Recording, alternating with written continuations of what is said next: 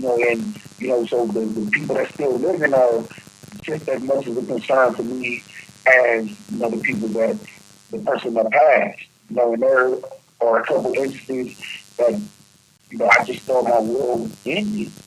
And I think, with my big sister, passed, and she was essentially a surrogate, to me. She was a surrogate mother, and she understood everything when my mom passed, because she was the oldest of, my six siblings, and my two nephews when they passed, and of course both of her sons, uh, Aaron and Hugh, when they passed. And I think the thing that hurt me the most about both of their passings is, me and both of them had built a relationship, and we had a rapport, and it spanned beyond just, an uncle and nephew relationship. It became more spiritual, as if, they knew that I would be a instrumental piece, in their lives if I was on the streets. So they wanted to talk to me on a regular basis, but of course they also have their own lives to live, and they were raising children as well. And never really get to talk the way that we wanted to, but we knew that we were important equally in each other's lives. And I talked to both of them at least before both of them had passed. And they were great conversations, and those are things that I think people are able to salvage through lost all those conversations. And essentially their memories, and I wasn't able to be there for them throughout the duration of their lives. But the conversations that we had were meaningful to me. So, overall, it's just the losses that you suffer in prison are bigger, Yeah. in prison than, when you would deal with them on the streets. And just like you were talking about Mama Dear, I remember that's what we used to call her when we were little, and she used to come get us in the van and take us to church and stuff like that. So it was like real heartwarming to know that she provided you some comfort even in her dire times. And, those are the memories that you will always live with. So just like you say, when times get hard for you now, those are the times that you miss your mom the most, because that was the support system for you. That's somebody that you know for sure that will be by your side. And it's unconditional love. This is unconditional love is something that doesn't wear off. It doesn't get old. You know what I'm saying? So, of course, when you feel it, of course, I feel it, and I'm pretty sure your children and your grandchildren feel it as well, because they moved here and they knew how dear she was to you. So it's hard for me to know about the relationship that you and her had as well. Yeah, and relationships, we have different kinds of relationships. A friend of our family told me one time, um, she said her dad told her this when she was younger, that love is just love. Love is love. But there's different Right, responsibilities to love, to different love. right, Like the love right. between a husband and wife, the love between a mother and child, the love between friends. There are different responsibilities to that love. And that just stuck with me Yeah, because it makes so much sense. We love people, and you said you were talking about unconditional love. We love people. Some people love people unconditional, and some people love people with conditions. It's according to how you absolutely. define love and how love was defined to you when you were coming up. So some people take, Right, their bond with certain people might not be the same as our bond with those same people. But it's right, important to know. One of the things I liked about what you said about your nephews is that they knew you, and that's important for people right, to know you, and for you to know people. It's like right. when we talk about one another, it can't, and we talk about love, and we This talk call about and your loss, telephone number and will be for monitored some and reason they recorded. both are right there together for me right now, is because when you lose Right, the people that you love, it affects your life. And and absolutely. And when you build relationships with people, love relationships, not so much romantic relationship, but love relationship, it affects your life. Because we all need people Right. we can depend on and be there for us, and we're there for them. Um, Right. you're in prison. I can go anywhere I want to go. But sometimes when I'm Right. talking to you and I'm dealing with something, you become my encourager.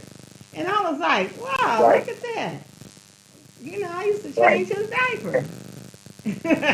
Right.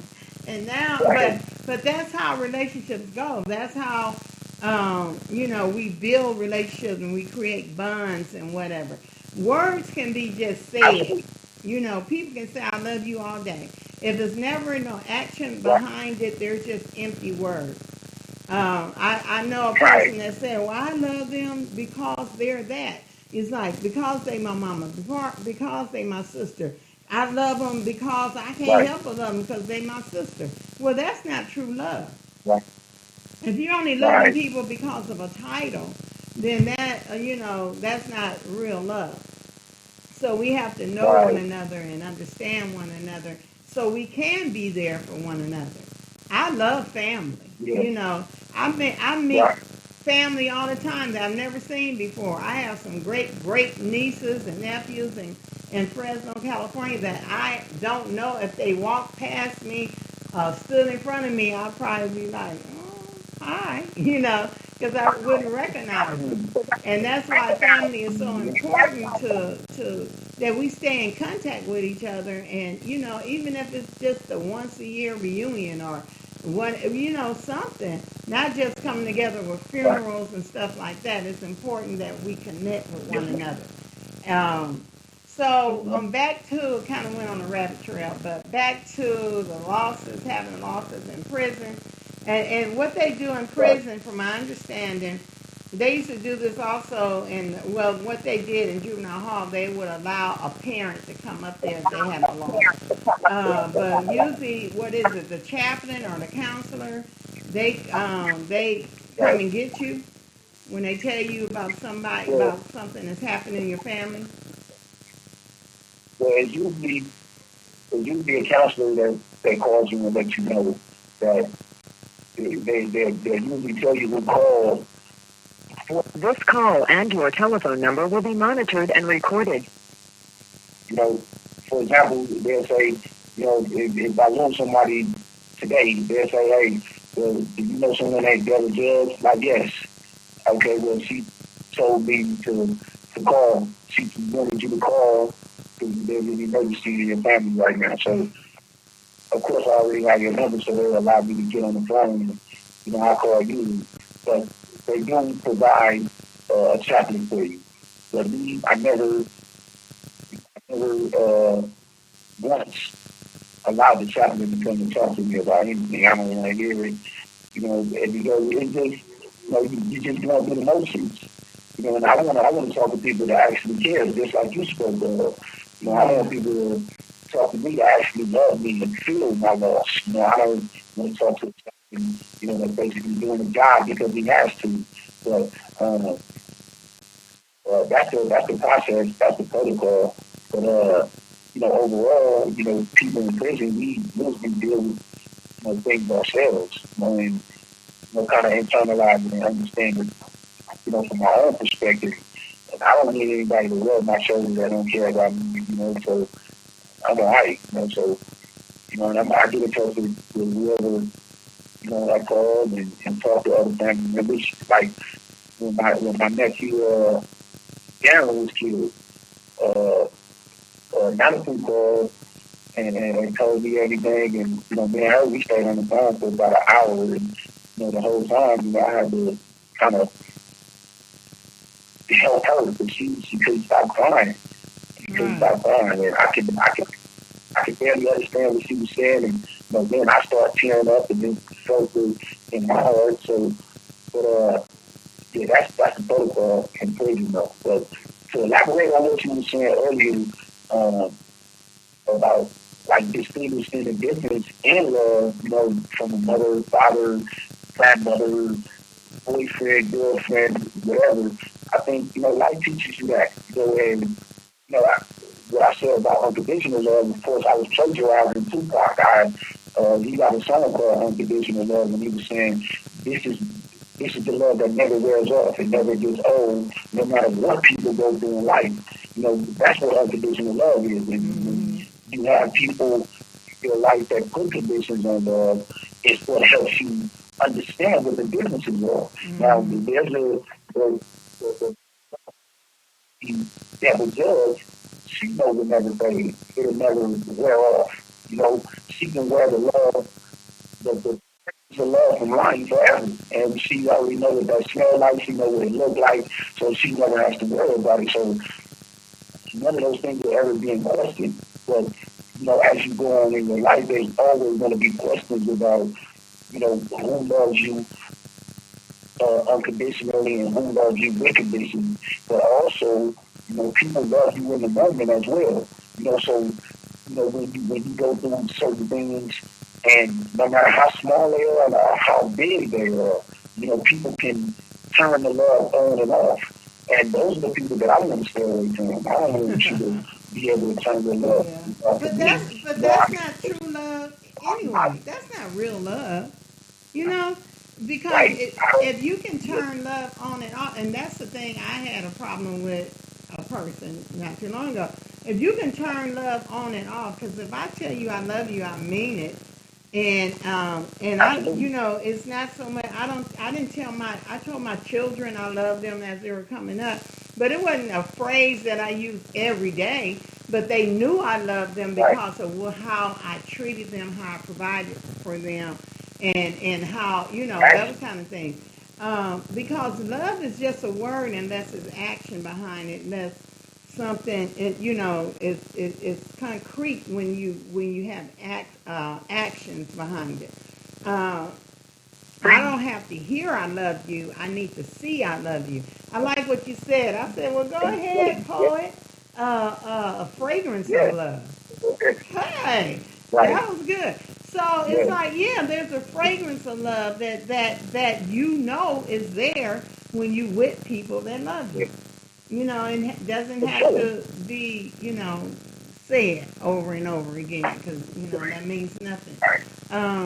But yeah, Yeah. so we have people, and like I said, how love is defined, and as working with young people for years, I've seen how they have defined love, and it comes in different ways, and Right. because of what they've seen at home, and and Right. um, and what somebody said, I love you, and then slapped them upside the head, and they were saying, well, yeah, my daddy beat my mama all the time, but he loved her, You have that kind 16 of seconds stuff. remaining. So Right. it's Right. like, how do we define love? And love is just, I believe, and I don't want to get real preachy or anything, but I believe if you don't understand God's love, you'll never understand what true love is, because that's the source of love. And so Right. we have all these different experiences with people, with situations, and what have you.